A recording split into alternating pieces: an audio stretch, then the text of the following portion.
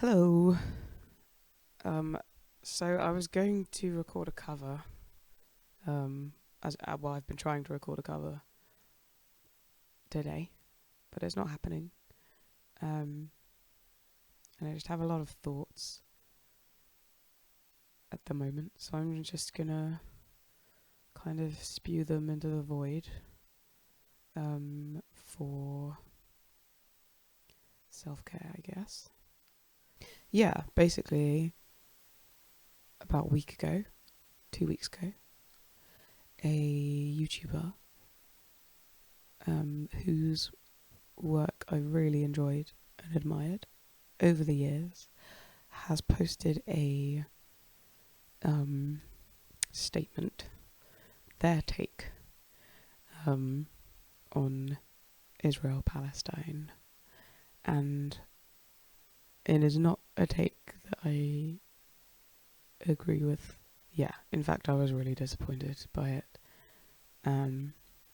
This is partly on like that naive parasocial level of like you expect someone online, you you have an idea of someone online, and then you expect their values to maybe align with yours in a certain way, and then it's just that realization that the way I actually don't know this person at all. They're just someone. Like one of the main takeaways of this statement for me is that it's a lost cause, and protesting Israel's actions is basically pointless. And it made me feel disappointed and angry with the person who posted it, but also like with myself, because I kind of recognized this doomerism from my own apathy. And I think I'm feeling it more so today because there is a protest happening in my city, and I caught a cold, and I just don't feel well enough to go down. I don't want to be around people either and spread it around. But I just feel extra flipping useless. And yeah, I've noticed how much my phone and algorithm like keeps me in this state of like angry apathy, and it's become extremely clear in the week since this YouTuber dropped their take. You'll notice I've not used their name just because I don't want to feed their algorithm anymore, because ever since I spent like maybe an hour on the subreddit to just, I don't know, get validated, read other people's analyses of the take, and then I unsubscribed from the YouTuber's channel, and that was enough for me.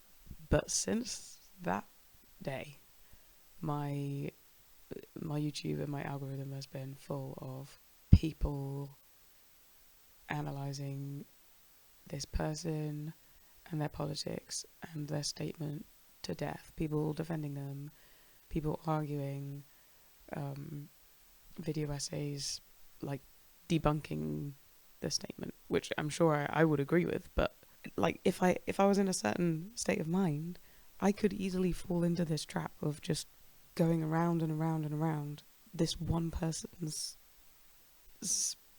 view on the situation and getting angrier and angrier. And it's just been making me think about how online activity and our algorithms are keeping us, like, particularly been making me frustrated because I'm thinking there must be so many of us who are so angry and tired and wanting to make a meaningful contribution to a cause, but not for whatever reason, being able to really show up in a meaningful way. And the algorithm is contributing to that because it's keeping us like locked in our little rage cycle. But I fall into this trap all the time. And it's happening now with another example is the HBO Harry Potter show. I've said that aloud now, but that one's like way too far gone. I don't really want to know about it. The thought of it makes me nauseous. I used to love Harry Potter growing up, but now it's all gross. But my phone will not stop bombarding me with it. And it's the same thing. And it keeps me, because I'm using all of my energy to be mad about something online. And the thing is, it frustrates me because while I do not agree with the idea that it's a lost cause and we can't do anything about it, I do really relate to the feeling, the sense of, is this too late? Like, are we just, is there anything we can realistically do at this point? But I think that's by design. Like, all social justice and civil rights victories have been won by people organising and working together in a coordinated way. We live these days in a very individualistic society, and our phones feed into that because we're each in our own little a bubble, media bubble. They're all like slightly different and tailored to the things that make us angry and passionate. And I'm realizing that this is actually a way of diverting our anger and passion, when what we should be doing is channeling that into a cause, a purpose, a project, something. And there are a lot of people out there who are doing that. But I feel like there's also a lot of people like me who would love to do that, but just get stuck, feel stuck.